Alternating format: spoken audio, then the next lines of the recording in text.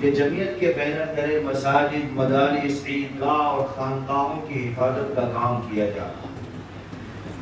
دیکھیے ہمارا ملک ایک جمہوری ملک ہے، یہاں پر پارلیمنٹ ہے، اسمبلی ہے، عدالتیں ہیں، پورا ایک نظام ہے۔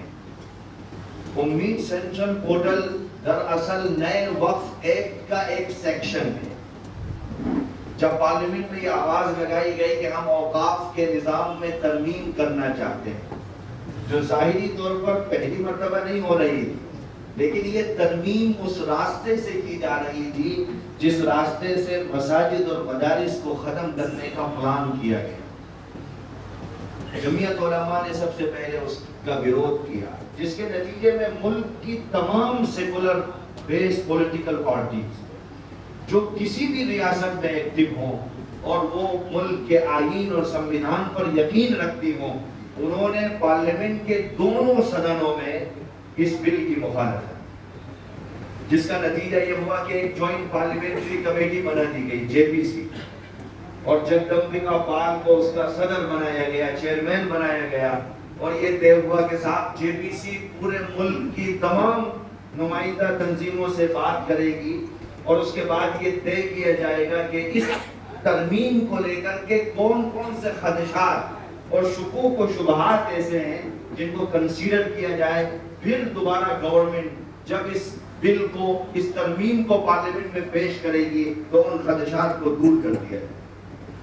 لیکن ایسا ہوا نہیں۔ جمعیت علماء ہند کے صدر محترم حضرت مولانا سید ارشد مدنی صاحب اپنے پورے پینل کے ساتھ پارلیمنٹ کے ایک ہال میں JPC کے سامنے 3.5 گھنٹے تک اپیئر، اور 3.5 گھنٹے کی لمبی میٹنگ میں یہ کہا گیا کہ صاحب آپ کے اس نئی ترمیم کے اس شق پر اعتراض ہے، اس پر اعتراض ہے، اس پر اعتراض ہے۔ چنانچہ چیئرمین صاحب نے ساری باتیں سنی اور یہ کہا کہ ٹھیک ہے، ہم اس کو کنسیڈر کریں۔ پھر وہی JPC کے لوگ اتر پردیش کی راجدھانی لکھنؤ میں آئے تو ہم صدر محترم کے ساتھ ایک پینل دوبارہ پیش ہوا JPC کے سامنے، اور وہی دلی میں جو چیزیں اٹھائی گئی تھی وہ لکھنؤ میں بھی اٹھائی گئی، لیکن ایک مخصوص نظریے کے لوگ کرسی اقتدار پر تھے، انہوں نے اس کے اوپر کسی بھی ہمارے اعتراض کو کنسیڈر نہیں۔ اور جب پارلیمنٹ میں اس کو نئے طریقے سے دوبارہ پیش کرنے کی بات آئی تو جمعیت علماء نے اس ملک کے اندر 3 سب سے عظیم ریلیاں اس وقف بل کے خلاف، اتنی بڑی ریلیاں، اتنے منظم پروگرام اس ملک کی کسی اور مذہبی یا سیاسی تنظیم نے اوقاف کے تحفظ کے لیے نہیں۔ پہلا دلی میں کیا، دوسرا بہار کی راجدھانی پٹنہ میں کیا، اور تیسرا پروگرام آندھرا پردیش کے چیف منسٹر کے گاؤں کڑپا میں کیا، جس میں 8 لاکھ مسلمان جمع ہوئے، اور سب نے مل کر کے یہ کہا کہ آپ دراصل اس نئے ترمیم کے ذریعے سے ڈاکٹر امبیڈکر کے آئین کی روح کو کچل رہے ہو، بھارت کا مسلمان اسے قبول نہیں کر سکتا۔ لیکن یہ ملک کی بدقسمتی تھی کہ نمبر کی بنیاد پر، میجورٹی اور اکثریت کی بنیاد پر رات کے اندھیروں میں پارلیمنٹ کے دونوں صدنوں سے اس ترمیم کو ایک کی شکل دے کر کے راشٹرپتی کے حوالے کر دیا گیا، اور چونکہ ہمارے ملک کے دستور میں صدر جمہوریہ کو کچھ محدود اختیارات ہیں، چنانچہ صدر جمہوریہ نے بھی اس ایکٹ پر دستخط کر کے قانونی طور پر ملک میں لاگو کر دیا۔ اس کے بعد آپ کی جماعت کی جو سب سے پہلے سپریم کورٹ گئی اور جمعیت علماء ہند کے صدر محترم کے حکم پر ملک کے مشہور وکیل کپل سبل صاحب کو سپریم کورٹ میں جمعیت نے اپنے نمائندے کے طور پر پیش کیا، اور سبل صاحب نے جو بحث کی، آزاد بھارت کے اتہاس میں بہت کم مواقع ایسے ہیں جن بحثوں کو تاریخ کی حیثیت کے طور پر یاد کیا جاتا ہے۔ سبل صاحب نے کئی مہینے چلی لمبی بحث پر سپریم کورٹ کے سامنے اپنے تمام خدشات کا اظہار کیا، اور جمعیت علماء ہند کی قیادت کی یہ کامیابی ہے، بھلے جزوی کامیابی ہے، کہ اس ایکٹ کی بہت ساری دھاراؤں پر سپریم کورٹ نے اسٹے لگا دیا۔ اس ایکٹ کے ذریعے سے ڈسٹرکٹ مجسٹریٹ کو بہت پاور دی گئی تھی، اور کہا گیا تھا کہ اگر کہیں کوئی وواد ہوتا ہے تو یہ ڈی ایم کو رائٹ ہوگا، وہ جو لکھ کر کے دے گا اوپر والے لوگ اسی کو آخری رپورٹ مانیں گے۔ ہم نے کہا صاحب کلیکٹر تو سرکار کا حصہ ہوتا ہے، ڈی ایم تو سرکار کا ماتحت ہوتا ہے، جو اوپر والے بولیں گے نیچے والے وہی لکھیں گے۔ آپ بتائیے اگر آپ ڈسٹرکٹ مجسٹریٹ کو اتنی پاور دیتے ہیں اور ٹریبونل کی حیثیت کو ختم کر دیتے ہیں تو بتاؤ کسی ضلع میں ایک بھی وقف کی جائیداد محفوظ نہیں رہ سکتی ہے۔ سپریم کورٹ نے ہماری اس بات کو کنسیڈر کرتے ہوئے وقف امینڈمنٹ ایکٹ کے اس سیکشن کو اسٹے کر دیا۔ پھر دوسری بات رکھی گئی کہ صاحب آپ نے کہا ہے کہ واقف کا مسلمان کے ساتھ ساتھ مسلم پریکٹسنگ پر اعتماد اور یقین رکھنا بھی ضروری ہے۔ تو ہم نے پوچھا عدالت کے ذریعے سے گورنمنٹ سے کہ صاحب آپ نے کوئی ایسا تھرمامیٹر بنایا ہو جس کے ذریعے سے یہ معلوم کیا جا سکے کہ یہ 5 سال پرانا مسلمان اسلام کے بنیادی عقائد پر کتنا عمل کرتا ہے، آپ وہ ہمیں بھی دکھا دیجیے، ہم آپ کے اس سیکشن کو بھی مان لیں گے۔ سپریم کورٹ نے سرکار کے اس سیکشن کو بھی اسٹے کر دیا۔ پھر بات آئی کہ بورڈ میں کتنے مسلمان ہوں گے۔ گورنمنٹ کے آدمی نے پارلیمنٹ میں کہا کہ اگر 20 افراد ہوں گے تو 12 غیر مسلم ہوں گے، 8 مسلمان ہوں گے۔ دوسرے منسٹر نے کہا 8 غیر مسلم ہوں گے، 12 مسلمان ہوں گے۔ ہم نے کہا صاحب وقف بورڈ تو خالص مذہبی پلیٹ فارم ہے، ایک مسلمان نسلوں کی حفاظت کے لیے اپنی زمین جائیداد اللہ کے نام پر وقف کرتا ہے، خالصتاً مذہبی عمل میں کسی غیر مسلم کو آپ کیسے داخل کر سکتے ہو؟ سولیسیٹر جنرل نے گورنمنٹ کے خلاف جا کر کے سپریم کورٹ میں کہا کہ صاحب نہیں، ہم 8 اور 12 کی بات نہیں کرتے۔ ہم نے کہا صاحب آپ مہر لگوائیے اور یہ میجورٹی غیر مسلموں کی جو ہو رہی ہے اس کو بھی اسٹے کرائیے۔ سپریم کورٹ نے اس پر بھی روک لگا دی۔ ہم نے ڈیمانڈ کی تھی کہ اس ایکٹ کے سیکشن 3B کو بھی اسٹے کیا جائے، چونکہ سیکشن 3B کے ذریعے سے یہ ایک متعینہ مدت میں 6 مہینے کے اندر اوقاف کی تمام جانکاریوں کو چاہتے ہیں کہ امید سینٹرل پورٹل پر اپلوڈ کر دیا جائے، جو کام وقف بورڈ اور ریاستی حکومتیں 12 سال میں نہیں کر پائیں وامسی پورٹل کے ذریعے سے۔ اور سرکار کہتی ہے کہ ہم نے صرف 35% جائیدادوں کو 12 سالوں میں سروے میں شامل کیا ہے۔ آپ پورے ملک کی تمام اوقاف کو 6 مہینے کی قلیل مدت میں ہمارے اوپر لازم کرتے ہیں کہ ہم امید سینٹرل پورٹل پر ان کی جانکاری کو اپلوڈ کریں۔ یہ ممکن ہی نہیں ہے، لیکن بہرحال سپریم کورٹ نے اس سیکشن کو اسٹے کرنے سے انکار کر دیا۔ اس کے بعد جمعیت علماء کی قیادت نے یہ آواز لگائی مسلمانوں سے کہ آپ متحد ہوئیے، ہر علاقے میں، محلے میں، گاؤں، قصبے اور دیہاتوں میں اٹھیے اور اپنی اوقاف کو امید سینٹرل پورٹل پر اپلوڈ کرائیں۔ اب اس کو لے کر کے ایک بات سمجھیے، جو 2 طرح کے لوگ ہیں ملک کے اندر۔ ایک طبقہ وہ کھڑا ہوا جب اس سیکشن کو اسٹے نہیں کیا گیا کہ صاحب ہم امید پورٹل پر اپنی جائیدادوں کا ڈیٹا نہیں ڈالیں گے، اور ایک طبقہ وہ کھڑا ہوا جس نے کہا کہ بھائی صاحب ہم تمام جائیدادوں کا ڈیٹا اس پر اپلوڈ کر دیں۔ جو یہ طبقہ ہے جو یہ کہتا ہے کہ صاحب ہم نہیں کریں گے، یہ قوم کو بہت بڑی بربادی کی طرف دھکیل رہا ہے۔ دیکھیے بہرحال آپ کا ملک سیکولر ملک ہے، بہرحال اس ملک میں پارلیمنٹ کو سب سے بڑی قوت اور طاقت حاصل ہے۔ بھارت میں قانون بنانے کی اگر پاور کسی کو ہے تو وہ بھارت کی پارلیمنٹ کو ہے۔ قانون بنانے کی پاور نہ تو عدالتوں کو ہے، قانون بنانے کی پاور نہ تو ایگزیکٹو کو ہو۔ جب بھارت کے دونوں صدروں سے میجورٹی کے ساتھ میں اس ترمیم کو قبول کر لیا گیا اور صدر جمہوریہ نے دستخط کر دیے تو اب یہ ملک کا ایک قانون بن گیا۔ اب آپ کی تقریروں سے اور لفاظیوں سے یہ قانون ختم ہونے والا نہیں۔ دوسری بات، اب وہ طبقہ آتا ہے جو کہتا ہے صاحب ہمیں ہر طرح کی جائیدادوں کو اپلوڈ کر دینا۔ اب آپ ٹیکنیکل، اصولی اور قانونی چیزیں سمجھیے۔ پہلی چیز یہ ہے کہ سیکشن 3B کیا ہے۔ سیکشن 3B ہم سے ڈیمانڈ اور ہم سے مطالبہ کیا کرتا ہے۔ سیکشن 3B یہ کہتا ہے کہ صاحب جو بھی جائیداد، جو بھی اوقاف آپ اس سے پہلے وقف بورڈ میں رجسٹر کرا چکے ہیں، چاہے وہ 50 سال پہلے ہو، 80 سال پہلے ہو، 2 سال پہلے ہو، 5 سال پہلے ہو، جتنی ڈیٹیل ان کی آپ وقف بورڈ میں درج کرا چکے ہو ان ڈیٹیل کو آپ کو امید سینٹرل پورٹل پر اپلوڈ کرنا ہے۔ امید پورٹل کوئی رجسٹریشن کا پلیٹ فارم نہیں ہے بلکہ یہ تو ڈیٹا کو اپلوڈ کرنے کا پلیٹ فارم ہے، اور یہ کام جو سرکاروں کا تھا اس ترمیم کے ذریعے سے وہ کام انہوں نے ہمارے اور آپ کے کمزور کندھوں پر ڈال دیا۔ یہ کام وامسی پورٹل کے ذریعے سے گورنمنٹ نے کیا تھا، یہ کام وقف بورڈ کو کرنا تھا، ان کے پاس باڈی ہے، افراد ہیں، بجٹ ہے، پیسہ ہے، لیکن نہیں، اس ترمیم کے ذریعے سے انہوں نے یہ عام مسلمانوں کے کندھوں پر یہ ذمہ داری ڈال دی۔ تو اس لیے یہ تصور کرنا کہ ہر طرح کی جائیداد کو امید پورٹل پر اپلوڈ کرنا ہے، یہ انتہائی غلط تصور ہے، جس کے نقصان مستقبل میں بحیثیت قوم کے بھارت کے تمام مسلمانوں کو اٹھانے پڑیں گے۔ اور میں بتاؤں گا بھی آپ کو کہ کیا ہوگا اگر یہاں آپ نے مسٹیک اور چوک کر دی۔ اس ایکٹ کا سیکشن 43 یہ کہتا ہے کہ صاحب جو وقف آلریڈی رجسٹر ہیں، یہ نیا ایکٹ ان کی حیثیت میں کوئی تبدیلی نہیں کرتا۔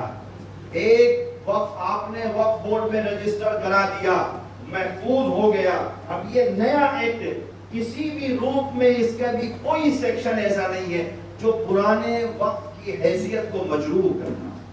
اور پھر آپ آگے پڑھیں گے تو سیکشن 37 جس کو دفعہ 37 کہا جاتا ہے، بہت مشہور ہے دفعہ 37۔ دفعہ 37 پہلے سے بھی کوئی نیا سیکشن نہیں ہے، لیکن اس ترمیم میں بھی اس کو شامل کیا گیا ہے۔ اور دفعہ 37 دراصل ایک رجسٹر ہوتا ہے، وہ رجسٹر آپ کے اوقاف کا پورا ڈیٹا اپنے اندر سمیٹ کر کے رکھتا ہے۔ آپ نے کون سی جائیداد کب وقف کی، کس لیے وقف کی، کتنی زمین کے ساتھ وقف کی، کس مقصد کے لیے وقف کی، یہ تمام چیزیں دفعہ 37 میں ہوتی ہیں۔ وہی دفعہ 37 کی وہ معلومات جو آپ نے سرکار کو دی ہے، آپ نے وقف بورڈ کو دی ہے، آپ نے لکھ کر کے وبھاگ کو دی ہے، وہی آپ کی دی ہوئی معلومات کو اٹھا کر کے امید پورٹل پر اپلوڈ کر دینا ہے۔ اس کے علاوہ امید پورٹل کی کوئی اور نئی حیثیت نہیں۔ اب یہ جو اپلوڈنگ کا عمل ہے یہ بنیادی عمل ہے، ایک طریقے سے نئے رجسٹریشن کا بالکل عمل نہیں۔ اب آپ دیکھیں گے یہاں پر متولی کی حیثیت کو بہت اہمیت دی گئی ہے۔ آپ لوگ جانتے ہوں گے، وہ کہتے ہیں صاحب متولی بھرے یا نائب متولی بھرے یا کوئی اور کمیٹی کا ذمہ دار بھرے، پورٹل پر اپلوڈنگ اس کے نام سے شروع ہوگی، اور پھر پوچھتے ہیں کہ متولی کون ہے، کب سے ہے متولی، اور اگر نہیں ہے تو کب سے نہیں ہے اور کیوں نہیں ہے۔ اب کتنی جائیداد اوقاف کی ایسی ہیں کہ 50 سال پہلے ان کے متولی چلے گئے تھے، اب تک کسی نئے متولی کا انتخاب ہی نہیں ہوا۔ اب صاحب وہ جو متولی کی ڈیٹیل مانگ رہا ہے سسٹم، اب کس کو متولی بنائیے گا اور کس کے نام سے چیزوں کو آگے بڑھائیے گا، تو اصولی طور پر 2-3 باتیں سمجھ کر کے جائیے۔ یہ باتیں میں نہیں کہہ رہا ہوں، انڈیا کے کئی ریاستوں کے وقف بورڈ نے عام لوگوں سے یہ اپیل کی ہے کہ اگر آپ کا متولی 50 سال پہلے چلے گئے، 45 سال پہلے چلے گئے، ابھی کوئی متولی نہیں ہے اور آپ ہمارے پاس آتے ہو، تو وقف بورڈ اس وقت نہ پسندہ ہے، نہ کوئی لیٹر دینے کی پوزیشن میں ہے۔ ایسا لگتا ہے کہ وقف بورڈ کی ایکٹیویٹی کو فریز کر دیا گیا، روک دیا گیا۔ تو اب آپ کو ایک کام کرنا ہے، آپ ایک کمیٹی کی میٹنگ بلائیے، اس کمیٹی میں کسی ایک شخص کو اتفاق رائے سے متولی بنا دیجئے، اس کمیٹی کی تمام کارکردگی کو، رپورٹ کو نوٹ کر لیجئے، مہر لگائیے، اس پیپر کو حفاظت کے ساتھ اپنے پاس رکھ لیجئے۔ اگر کل وقف بورڈ آپ سے سوال کرتا ہے، آپ دکھا دیں گے صاحب کمیٹی کی میٹنگ ہوئی تھی، 12 لوگ شریک ہوئے تھے، اتفاق رائے سے فلاں صاحب کو کمیٹی کا ذمہ دار اور متولی چن لیا گیا تھا، اسی کے نام سے ہم نے تمام چیزوں کو پروسیس کر دیا ہے۔ اس لیے اب ہمارے پاس متولی بھی ہے، ہماری کمیٹی بھی ہے، اور انہی متولی کے نام سے ہم نے پروسیس کو انجام تک پہنچایا ہے۔ یہ طریقہ ہے جس کے ذریعے سے آپ متولی کا انتخاب کر سکیں۔ اب یہاں پر ایک سوال ہوگا کہ صاحب وقف بورڈ مانگے گا 40 سال پرانا حساب، کہ بھئی آپ کا متولی تو 50 سال پہلے چلے گئے تھے، ان 50 سالوں میں آپ نے متولی اب بنایا ہے، لیکن پچھلے 50 سالوں کا حساب کون دے گا؟ تو صاحب یہ جو نیا متولی ہے اس کے کندھے پر 50 سالوں کا حساب دینا نہیں ہے، اس کی جوابداری اس دن سے شروع ہوگی جس دن سے کمیٹی کے لوگوں نے اتفاق رائے سے ان کو اپنا متولی چنا ہے۔ یہ نیچرل جسٹس کے خلاف ہے، یہ بنیادی انصاف کے تقاضوں کے خلاف ہے کہ وقف بورڈ آپ سے یہ مانگے، حالانکہ مانگا نہیں ہے، لیکن ہمارے کچھ لوگوں کے ذہنوں میں یہ سوال ہوتا ہے کہ صاحب اگر ہم اب متولی بن گئے تو 50 سال کا ریکارڈ کون دے گا؟ وہ وقف بورڈ جواب دے ہے، آپ اس کے لیے جواب دہ نہیں ہیں۔ آپ کی جواب داری اس دن سے شروع ہوتی ہے جس دن سے آپ نے چارج سنبھالا۔ اور دیکھیے متولی کا کردار بہت اہم ہے، اسی ایکٹ کے سیکشن 61 کے اندر متولی کی سزا کا بھی اعلان کیا گیا۔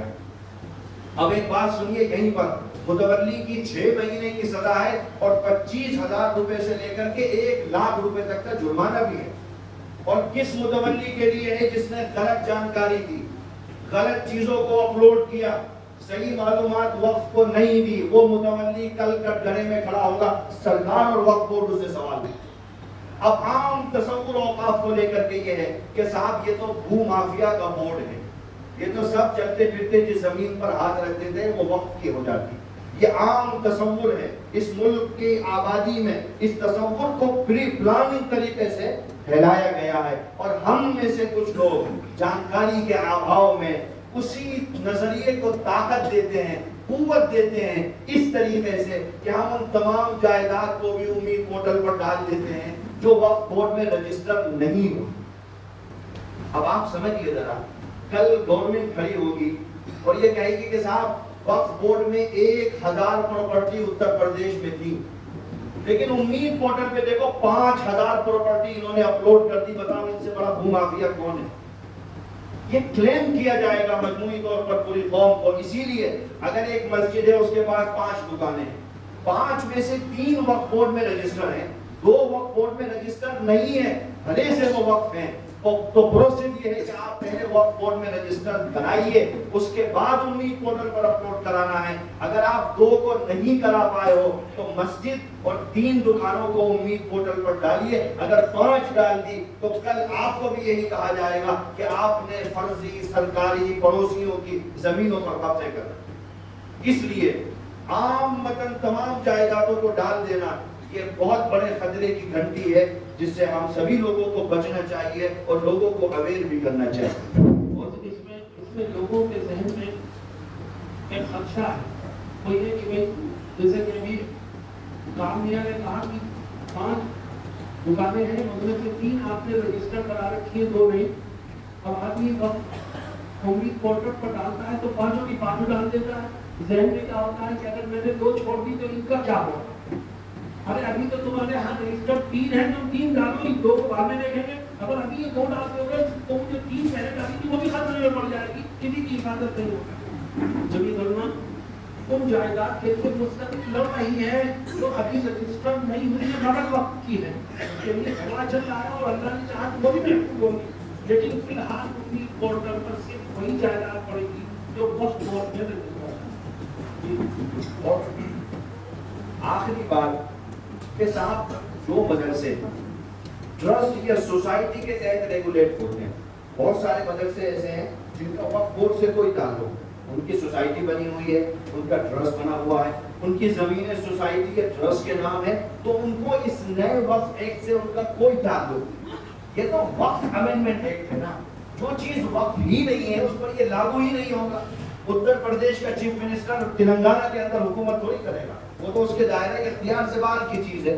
تو جو چیز وقف ہی نہیں ہے، آپ کے مدرسے ہیں، آپ کے اسکول ہیں، وہ سوسائٹی اور ٹرسٹ کے ماتحت چل رہے ہیں، ان کا اس امید سینٹرل پورٹل سے یا نئے وقف امینڈمنٹ ایکٹ 2025 سے کوئی مطلب اور واسطہ نہیں ہے۔ اس لیے ایسے افراد جو پریشان ہیں ان کو بھی یہ بات سمجھنی چاہیے۔ اب ایک بات آتی ہے کہ صاحب بہت ساری مسجدیں ایسی ہیں جو ابھی یا تو زیر تعمیر ہیں یا ابھی تعمیر ہوئی ہیں، اب ان کا کیا کیا جائے؟ نئے اوقاف تو رجسٹر ہو نہیں رہے۔ آپ اگر آج جائیں گے رجسٹریشن کے لیے وقف بورڈ میں تو وہ نہیں کرے گا، پچھلے 2-3 سالوں سے نہیں کر رہا ہے۔ اب ان کا کیا کر سکتے ہیں؟ چونکہ یہ نیا ایکٹ نے اس دروازے کو وقتی طور پر بند کر دیا، تو اسی ایکٹ کا سیکشن 2 دھارا 2 جو ہے وہ یہ کہتی ہے کہ صاحب نیا وقف ایکٹ جو ہے وہ ٹرسٹ پر لاگو نہیں ہوگا۔ اس کا کوئی بھی سیکشن، وہ ٹرسٹ چاہے ایکٹ بننے سے پہلے کا بنا ہوا ہو یا ایکٹ بننے کے بعد کا بنا ہوا ہو، اس ट्रस्ट पर इस नए एक्ट का कोई भी सेक्शन, कोई भी दफा लागू नहीं होती है। तो वक्ती तौर पर अपने औकाफ की हिफाजत के लिए आप ट्रस्ट बना करके उस ट्रस्ट के मातहत अपनी जायदाद को रेगुलेट कर सकते हैं। लेकिन एक चीज के साथ में देखिए, वक्त जब कोई चीज हो जाती है, उसका मुतवल्ली जो होता है वो दरअसल मालिक नहीं होता, निगरान होता है। ये पावर उसको नहीं होती कि वो बेच ले, खरीद ले, लेकिन ट्रस्ट के अंदर ये पावर होती है कि अगर सभी ट्रस्टी मुत्तहिद हो जाएं तो वो जायदाद को बेच सकते हैं, उसको आगे बढ़ा सकते हैं। इसलिए ये शरई तौर पर यहाँ पर एक नुक्ता जरूर आता है, लेकिन हालात की नजाकत को देखते हुए वक्ती तौर पर आप इस सहारे को लेकर के अपनी औकाफ की हिफाजत का काम कर सकते हैं। जब आगे दोबारा रजिस्ट्रेशन का अमल शुरू होगा तो आप वक्फ बोर्ड से रुजू करके अपने औकाफ की हिफाजत का काम कर सकते हैं। अब आखिरी बात ये आती है, हर जिले में साहब हमें पता ही नहीं कि हमारी मस्जिद वक्फ बोर्ड में है या नहीं, हमारा कब्रिस्तान वक्फ बोर्ड में है या नहीं।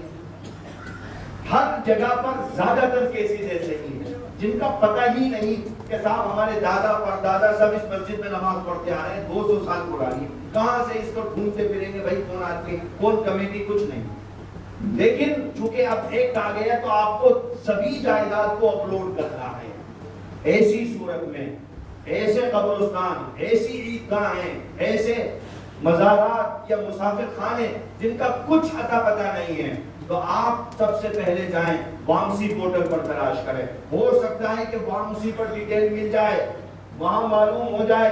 अगर वामसी पर भी नहीं मिलता है तो आप 1982 के सर्वे में तलाश करें। जाएं आप माइनॉरिटी अल्पसंख्यक कल्याण अधिकारी के ऑफिस में, देखें अगर सर्वे नंबर या गजट नंबर पे मिल जाता है जो जाहिरी तौर पर वक्फ नंबर नहीं है, लेकिन अगर आप अपनी जायदाद का सर्वे नंबर या गजट नंबर हासिल करके जमीयत उलमा उत्तर प्रदेश के ऑफिस में दे देते हैं तो हम ऑफिस के जरिए से 24 घंटे के अंदर अंदर उस सर्वे और गजट नंबर से आपका वक्फ नंबर निकाल करके आपको दे सकते हैं। तो इससे क्या होगा कि आपको तो नहीं पता, लेकिन जब मिसेस गांधी ने सर्वे कराया था 82 में, जो औकाफ 82 से पहले के हैं 90% औकाफ को ये सर्वे कवर करता है। 82 के सर्वे में नहीं है तो 95 के सर्वे में होगा, 95 के सर्वे में नहीं है तो वामसी पोर्टल पर होगा।